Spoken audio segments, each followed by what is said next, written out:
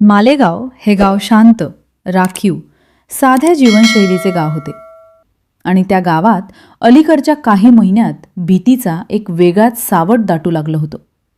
कारण रात्री अचानक कुणाच्या तरी दारावर हलकी ठकठक ऐकू यायची आणि सकाळी गावभर एक अफवा पसरलेली असायची की कुणीतरी एका छोट्या बाळाला नुकसान करून पळून गेला आहे. पण कोणालाही काहीच ठोस दिसत नव्हतं. गावात भीती होती पण पुरावा नव्हता. त्या अफवांमध्ये सर्वात जास्त हलकल्लोळ माजवणारी घटना होती यज्ञा. फक्त 6 महिन्यांची निरागस बाळ. तिच्या आईबाबांनी गावकऱ्यांसमोर सांगितलं की एखाद्या वेडगळ माणसाने रात्री त्यांच्या घराजवळ दबा धरून काहीतरी भयंकर कृत्य केलं आणि बाळाला गंभीर अवस्थेत सोडून पळून गेला. पण त्यांच्या बोलण्यात एक विचित्र शांतता होती. काहीतरी लपवल्यासारखी, काहीतरी न बोलल्यासारखी. गावातील लोक हादरलेले, स्तब्ध आणि अविश्वासाने जमिनीकडे पाहणारे. या घटनेनंतर संपूर्ण मालेगाव ढवळून निघालं. गावातील तरुण पत्रकार शरद, ज्याचं मन नेहमी सत्य शोधण्यास आतुर असायचं, त्याला या घटनेत काहीतरी वेगळंच जाणवत होतं. बाळाला हानी पोचवणारा एखादा अज्ञात व्यक्ती गावात भटकतोय असा निष्कर्ष काढणं त्याला पटत नव्हतं. बाळाच्या आईच्या डोळ्यांमध्ये भीती होती, पण त्याच्या पलीकडे आणखी काहीतरी होतं. जणू ती स्वतःच कोणत्या तरी जाळ्यात अडकलेली. शरद त्या घराजवळ गेला तेव्हा दार अर्धवट उघडं होतं. घरात शांतता, सगळं अस्ताव्यस्त, पण कुठेही तुटापुटीचा मागमूस नव्हता. हे सगळं त्याला अधिकच संशयास्पद वाटलं. यज्ञाच्या आईचं नाव होतं कविता आणि वडील दीपक. दोघेही शांत स्वभावाचे. गावाबाहेरची भांडणं किंवा दुश्मनी नव्हती. पण गेल्या 2 महिन्यात ते दोघे काही काळ घाबरलेले दिसत होते. कविता शरदशी बोलताना हात सतत थरथरत होते आणि तिचं लक्ष वारंवार दाराच्या दिशेकडे जात होतं. जणू तिथून पुन्हा कुणीतरी येईल अशी भीती. शरद तिला प्रश्न विचारायला लागला तेव्हा ती बोलली, माझ्या बाळाला वाचवता आलं नाही, पण यामागे जे दिसतंय ते खरं नाही शरद. काहीतरी खूप मोठं चालू आहे. पण मी सांगितलं तर आम्हाला कोण वाचवणार? शरदला जाणवलं की कविता काही सांगू इच्छिते, पण तिला दडपण होतं.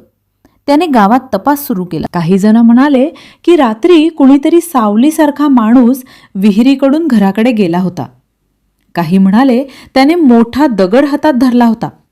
पण हे सांगताना त्यांच्या आवाजात खात्री नव्हती.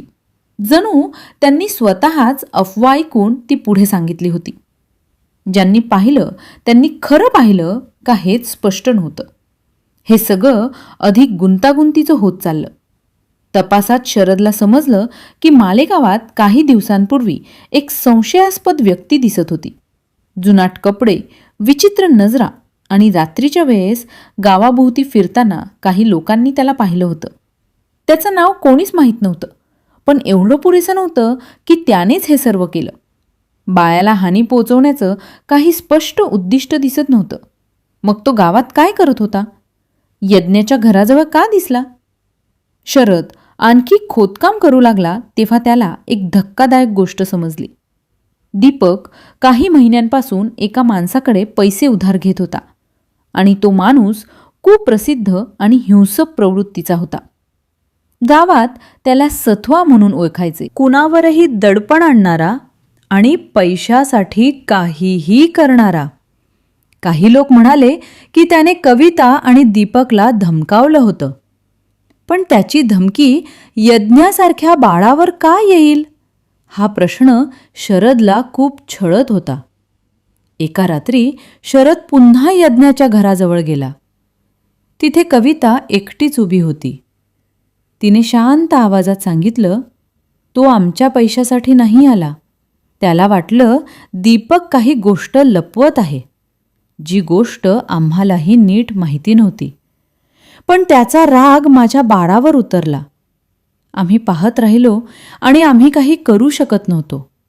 तिच्या आवाजात एक तुटलेली कडवटता होती आणि त्या क्षणी शरदला उमगलं की यामागे गावाबाहेरील एखादा गुन्हेगार नाही, तर गावातल्या लालसेचा, गैरसमजाचा आणि भीतीच्या चक्राचा परिणाम आहे.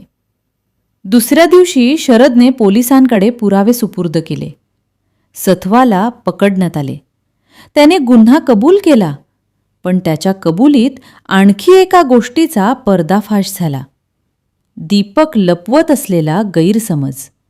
दीपकला गावातील एका वादात मोठा आरोप लावला गेला होता आणि त्याला वाटलं पोलीस त्याला चुकीने अडकवतील म्हणून तो काहीही बोलत नव्हता. सथवाला वाटलं तो त्याच्याच पैशांचा गैरफायदा घेतो आहे आणि या संशयाच्या खेळात निरपराध बाळाला जीव भरावा लागला. गावात दुःखाचं सावट पसरलं. कविता मूकपणे आपल्या मुलीच्या पाळण्यात बसत राही. दीपकचे डोळे खोल गेले. शरदने आपल्या लेखात संपूर्ण सत्य लिहिलं. घटना, गैरसमज, लालसा, भीती आणि निष्पाप जीवाचा अंत. बाळावर झालेला प्रहार असं तो लिहितो. हा एखाद्या राक्षसाने केलेला नाही, तर मानवाच्या अंगभूत भीती, ताण, राग आणि लालसेच्या एकत्र झालेल्या वादळाने केला आहे. यज्ञाच्या जाण्याने गावाला शिकवण मिळाली. मौन, गैरसमज आणि गुन्हेगारांना न घाबरता उभं राहणं गरजेचं आहे. गावात आता प्रत्येकजण कोणतीही समस्या तातडीने लोकांपुढे बोलू लागला. कविता आणि दीपक गाव सोडून मुलीच्या नावाने सुरू केलेल्या एका छोट्याशा समाजकार्यात गुंतले, जे गावातील मुलांच्या सुरक्षिततेसाठी होतं. शरदने गावकऱ्यांना आठवण करून दिली, एक चुका संपूर्ण भविष्यात बदल करू शकते. आणि यज्ञ, तिचं नाव गावात कायम जिवंत राहिलं, सावधानतेच्या आणि सत्याच्या दिव्यासारखं.